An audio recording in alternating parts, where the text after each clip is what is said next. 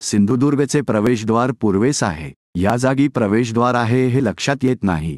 पाण्यातून मनुष्य तटाजवळ उतरला की उत्तराभिमुख एक खिंड दिसते। या खिंडीतून आत गेले की गडाचा दरवाजा लागतो। हा दरवाजा भक्कम अशा उंबराच्या फळ्यांपासून केला आहे। उंबराचे लाकूड दीर्घकाळ टिकते, त्याला सागाच्या लाकडाची जोड दिली आहे। आत गेल्यानंतर मारुतीचे छोटेखानी मंदिर आहे। तेथूनच बुरुजावर जाण्यासाठी मार्ग आहे। बुरुजावर गेल्यानंतर आजूबाजूचा 15 मैलांचा प्रदेश सहज दिसतो। पश्चिमेकडे जरीमरीचे देऊळ लागते। आजही तेथे लोक वस्ती करून राहतात।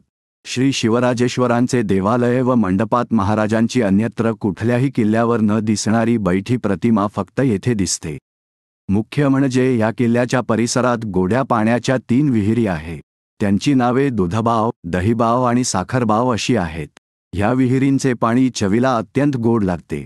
सिंधुदुर्ग या किल्ल्यावर शिवरायांच्या उजव्या हाताचे व डाव्या पायाचे ठसे उमटलेले आहेत।